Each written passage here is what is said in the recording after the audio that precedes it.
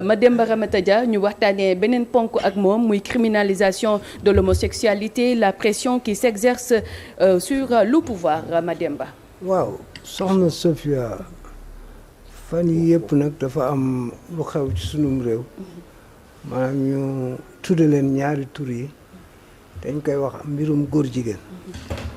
léegi nag keroog dama lire benn contribution pour écrivain bu ñu Abdou Khadre Gaye muy posé wu benn question: qu'est-ce qui arrive à mon peuple? lan moo dal sama askan? Vraiment question bu am solo la parce que dañoo nekk réew moo xam ne dafa tudd Sénégal, dafa mel ni valeurs yi taxoon ñu vertu, ce qu'on appelle les vertus cardinales qui ont fondé notre nation, dafa mel ni vertu yooyu dañoo commencé émigrer. C'est la migration des vertus.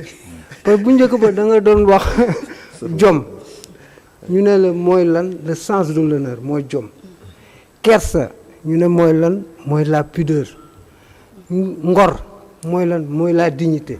valeur yooyu yëpp dafa mel ni daal dafa nax saay te dañoo nekk réew moo xam ne aussi mu tudd Sénégal, l'insulte est reine. réew moo xam ne saaga daf fi nekk buur te dañoo dem ba nga xam ne réew moo xam ne aussi les insulteurs sont des princes. réew moo xam ne saagakat yi ay dañ leen di sargal, ñenn ñi sax dañ leen di nommer ndax seeni saaga. loolu Sénégal rek la am. te réew moo xam ne dem nañu ba fi mu toll ni xalif général dañ koy saaga. loolu c'était impensable il y a une dizaine d'années dans notre pays. bi ma déggee sëñ Mahdi Niass xalif général Mahi Niass di wax ne moom mi nga wax mais leer na ko ne après dinañ ko saaga, sama yaram dafa daw. ma ne vraiment que nous sommes dans quel Sénégal? réew moom moo nga xam ne être, ñaari verbe la ñuy conjuguer: être, exister, am buzz. beneen verbe mooy avoir, nan lay def ba am koom, détruire. waaw te bu njëkk ba dañ la boo demee dañ lay jàngal savoir être, nan nga war a nekk, savoir faire, nan nga war a doxale ak nan nga war a jëfee. mais léegi xam nga sëñ bi lu ñu jàng savoir avoir, nan lay def ba am. te li ci gën a doy waar mooy am bi ñu bari teguñu ko ci liggéey, parce que moo xam ne dañu am ñaar rapport malsain. benn bi notre rapport avec le travail, on aime le luxe mais on n'aime pas le travail. beneen rapport bi aussi moo on aime l'argent. te dañ lay wax réew moo xam ne dañ lay wax ne xaalis kenn du ko liggéey, dañ koy lijjanti. réew moom musiba am na fa. ñu dem nag yooyu yëpp bu dajaloo nag day dem ba mujj gi société bi, xam nga le rapport entre un individu et un système social donné, il y a une seule alternative: soit l'individu est phagocyté, soit il est marginalisé. Peu d'entre nous sont prêts à subir la marginalisation. dafa mel ni nag le monde a changé de Dieu. Maintenant le seul Dieu pour lequel on se proteste, c'est le Dieu argent. léegi nag loolu yëpp bu dajaloo day indi ñu dem ba si réew moo xam ne aussi ñu dàq fecc muy góor ñi. non réew moo xam ne góor ñi dàq fecc jigéen ñi. réew moo xam ne dafa am góor yu xeesal. Adja bu mu la bett nag yi ñu ci wax fan yëpp am fi mënuñoo bett parce que dañ nekk processus de dégradation des valeurs. processus boobu léegi nag fan yëpp nga dégg ñu la wax diw na et puis day doon toujours mbetteel ci yow. léegi sans compter aussi dégâts collatéraux yi mu causé. parce que réseau bi depuis 2016 mi ngi existé. depuis 2016 ñaata victime lañ def. depuis 2016 ñaata mort lañ def. lii buñ ko toppee moo raw Covid. lii scandale bi moo raw Covid. léegi nag ci biir loolu nag ay voix s'élèvent. am nañu commencé jóg parce que boo fàttali ko lundi passé am na benn conférence de presse bu ay organisation de la société civile notamment ànd sàmm jikko yi ak FRAPP def woon nit ñi pour ñu criminaliser l'homosexualité. te xam nga Adja problème bi lu tax mu grave parce que dafa am ñaari aspect. déjà acte contre nature bi problème bu rëy la d'abord. c'est puni par le code pénal. léegi ñu ñëwaat aussi transmission volontaire du VIH kooku moom ñu bañ ko criminaliser ñàkk ko crime la transmission volontaire moom crime la léegi nag ñaar yëpp dajaloo ci loolu dafay doon lu compliqué léegi nag waa am ànd sàmm jikko yi ñoom nee nañ dañuy lancer une pétition pour forcer le régime actuel ñu criminaliser l'homosexualité léegi nag régime bii nekk fii moo wax dëgg yàlla en 2022 defoon na ko cheval de bataille daanaka campagne am li ci ëpp daf ko axé woon sur l'homosexualité dañu doon gëmloo ne sax président Macky Sall daf fi bëgg a daganal góor jigéen ci loolu nag la ñu amee point yu bari ba dem léegi nag ñi ngi teg pression ànd sàmm jikko yi ñi ngi teg pression FRAPP ñi ngi teg pression bañ nañ ko sax ba joxtal nañu ultimatum au régime actuel pour que fii ak le 8 avril mu jéem a criminaliser en tout cas toutes les conditions sont réunies pour ñu changer loi yi bu njëkk bi mooy lan lay laaj majorité lay laaj am nañ ko lan lay laaj projet de loi wala proposition de loi projet de loi mooy biy jóge ci président de la république proposition de loi mooy biy jóge ci député yi te am nañ 130 députés donc lii léegi nag foofu ñoom la balle est dans leur camp léegi ñoom ñooy xool nan la ñuy seet nan la ñuy tëggee seen mbir parce que am nañ tous les rudiments nécessaires ak loi bi ban sens lañ koy orienté parce que man jàpp naa ne sunum réew sociologiquement gars yi admettre ñu homosexualité mbirum góor jigéen moom lañu même l'homosexuel même mort il est pourchassé. Et si le premier ministre dit que c'est toléré. ah man même bu ko waxee man jàpp naa ne réew mi toléré wuñ ko parce que réew mi mënuñu concevoir góor jigéen mënuñu ko concevoir donc il faudrait que ñu agir en ce sens fexe ba loi parce que mënoo nekk régime gis nga une loi elle n'a de sens quand elle a un support sociologique il faut nga bàyyi askan wi ni ñuy dund ak askan wi ni ñuy xalaat askan woowu comme que ñooy dem ba fekk góor jigéen du ko sulli askan woowu duñ ko toléré léegi nag ñoom la balle est de leur camp daan nañ fexe ba seet nan la ñuy def ak waxtaane on a assez d'experts on a assez de juristes ñu xool nan la ñuy def ba loi bi gën ko corser durcissement rek la laaj gën a corser loi parce que le code pénal moom moo ne acte contre nature c'est puni entre 1 an et 5 ans de 1 an à 5 ans mais léegi acte contre nature sëñ bi dafa jafe ku même dans l'islam dañ lay wax njaaloo il faut ñetti nit d'horizons divers waaw war a ñëw ñeenti seede yoo xam ne bokkuñu fu ñu jógee. te kenn ku nekk yëgalu ko boromam waaw kenn góor donc xam nga déjà loolu c'est un problème léegi nañ fexe ba xool nañ la ñuy def ba adapter loi yi parce que loi yi aussi buñ ko dul si le gouvernement ne transforme pas ses promesses en article de loi ça peut lui coûter cher te aussi arme lay doon pour opposition bi parce que ñoom dañ ko utiliser woon contre le pouvoir de l'époque léegi opposition mën nañ ko utiliser kon moo tax nos hommes politiques là ils doivent apprendre à penser beaucoup avant de dire des choses parce que très souvent ils sont victimes de leur bouche seen làmmañ moo leen di sonal. comme yan kàddu yu ñu jotee yëkkati. comme yan kàddu. bon gisoo bii nii criminel ñoom ñoo ne woon bu ñëwee li ñu njëkk a lijjanti. mooy loolu. malheureusement léegi mu mat 2 ans en avril on aura 2 ans ñoom ñoo leen c'était la première loi bi Ousmane Sonko gëmloo ñu ne woon moom bu ñëwee moom lañ njëkk a teg ci table mais Adja loolu amagul ba léegi te léegi mu mat 2 ans te dañu doon wax am nañu majorité la ñuy xaar depuis novembre am nañu majorité. léegi ñu ngi nii donc ça veut dire que moo tax homme politique yi des fois da ngay gis ne maa ngi fàttaliku Idrissa Seck ndeysaan bi mu ne moom bu amee 63 ans lay bàyyi politique am na lépp 63 ans bàyyigul ba léegi ne woon aussi moom poste bu muy amati dans sa vie ça sera un poste électif maanaam askan wee koy jox mais ñetti weer lañ teg Macky Sall tabb ko président du conseil économique et social xam nga moo tax yu bari gars yi il faut ñu def ndànk ci seen parce que promesse dafa neex mais pour réalisation mooy problème. mais Mademba man je suis pour que ñu criminaliser homosexualité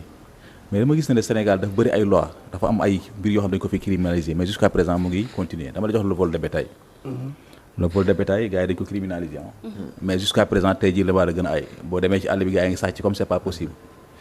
ñu ne aussi nit ki aussi boo ko reyee te tey ko am na lu lay ciy xaar mais gis nañ tey jii la nit ñi gën a di rey nit ñi c'est bien pour que ñu criminaliser ko est-ce que yaakaar na mën nañ au-delà de ça est-ce que amul leneen lu ñu war a mën a teg xaw ma côté xaw ma la éducation de base la je ne sais pas pour ñu inculquer nit ñi ay valeurs comme yi nga wax sànq nga xam ne au moins ay jomb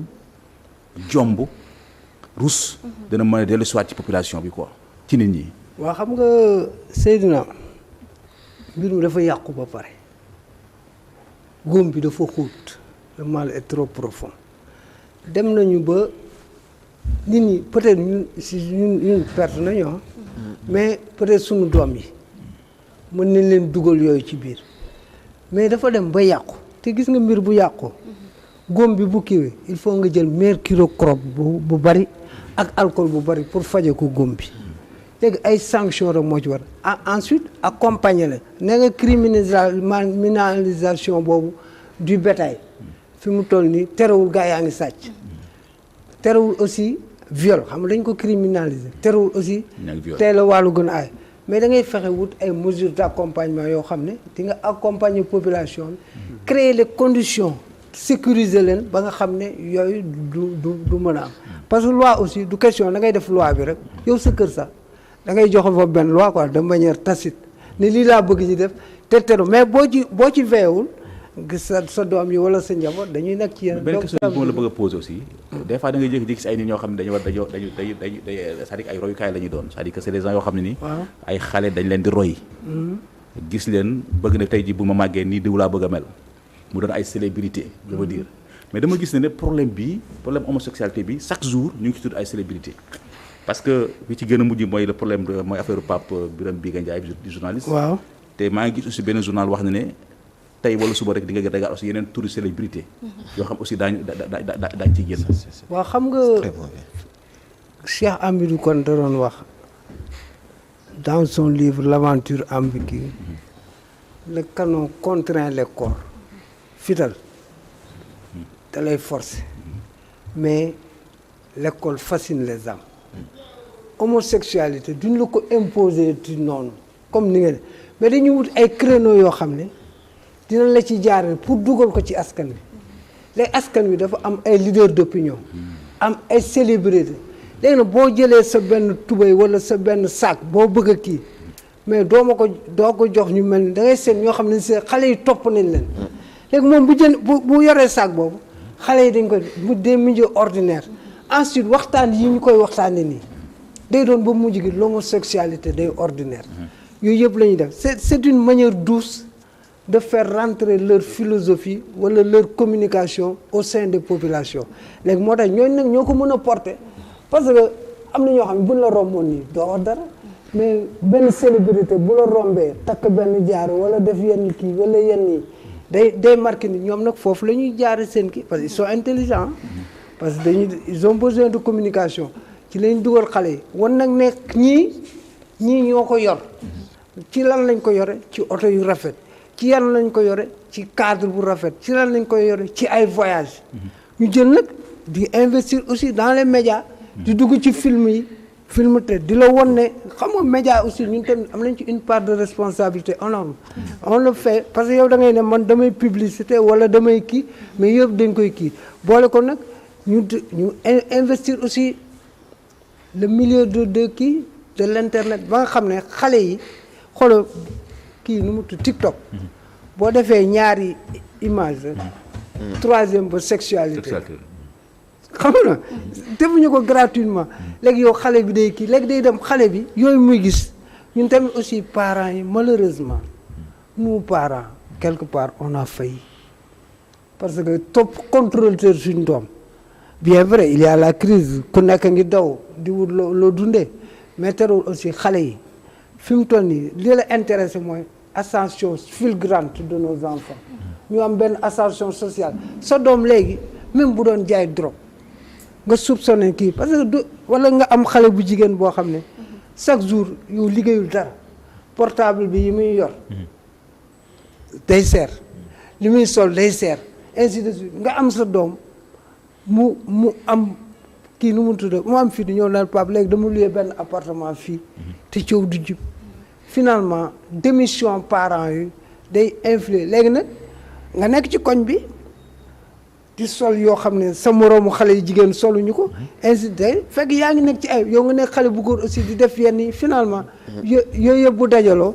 day indi yeneen rek en tout cas il y a lieu de nous remettre en cause and autorités yi aussi dimbali ñu parce que il y a un problème bu metti ci affaire bi mooy xoolee da ngay gis docteur bi il est assujetti à un secret médical yow da ngay xam ne kii dafa am sida mais mënoo ko yoole te amoo relation ak police kooku il faut ñu xool ko Seydina ñu xool ku am sida ñu mën la suivre par rapport à la police ak leen ñu indi parce que mënoo fekk soxna si day am sida te mën a forcer jëkkër ji pour mu ñëw def si test le test est volontaire donc ça te yow xam nga ne kii am na sida donc yooyu yëpp ay limites objectif te lii di xaw nii moo raw Covid laa la wax moo ko raw parce que c'est un tueur silencieux mi ngi rey parce que yàgg nañ ko wax question de te ñun santé war nañu publique gërëm waa France c'est la France qui a découvert la couleuvre France ñoo jàpp Pierre Robert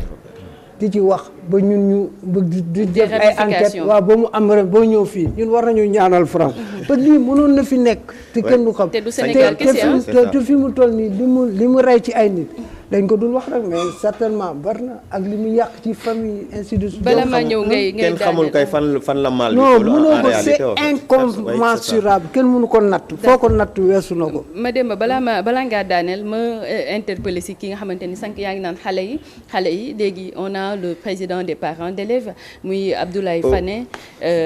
dama bëggoon waaw je sais mais allez-y. mais comme moom moo kii peut-être après nga ñëwaat allez-y. léegi donc moom Abdou kii Mademba Ramata Dia gannaaw bañ doon nuyu Abdoulaye Fane xam naa ne yoon bi sori na ñu li massaw bu baax a baax donc lan ngay yokk ci inquiétude yi nga xamante ne Mademba Ramata Dia soulevé ne ko maa ngi leen di nuyu ñëpp di leen sant di wax ne rek man dama tiit wax dëgg yàlla képp kuy sénégalais doon kilifa doon wéyjur war ngaa tiit parce que de jour en jour da ngay gis ñoo xam ne ñi dañ leen doon def sax ay royuwaay nga dal di leen di gis ci mbir moo xam ne mii dafa doy waar lool mooy li ma dem ba wax rek je le salue au passage je crois que ñun dañu war a seetaat suñu bopp seetaat suñu kër suñu fonctionnement yi ñun moom suñu wàll wéy na waaye nag li nekk suñu biir xam nga lan moo ko lal am man moom laa gis course effrénée vers xaalis am tekki mais nag par tous les moyens ce que de valeur yooyu tant que dañ koy salfaañe di jiital am bi ba pare li mu waxit tekkaaru waajur yi nga xam ne ñu ngi seen biir kër yi gis seen doom di am yenn comportement yi wala di yore ay otoog ay matériels yoo xam ne yi vraiment daf lay leer ne lii ñoom mënuñu ko liggéey amuñu ko. dëgg la ñu dal di noppi. jërëjëf waaw donc loolu daal léegi xam naa ne comme xooxaan dina ko yaatal si kanam. après ñu bàyyi Mademba rek mu tàggatoo. Mademba maa ngi lay sant di lay gërëm. nga daane naa leen maa ngi lay sant waaw di nuyu di ñaan yàlla aussi koor gi ñu jëm sunu borom dafa ñu ci xéwal. ba ñu war ko ci jàmm génn ci jàmm di nuyuwaale sunu mbokku jàngu bi aussi. ñu lay baal ak di la baalu ak donc ñu dem jëli ji rubrique invité actu dellu si plateau bi.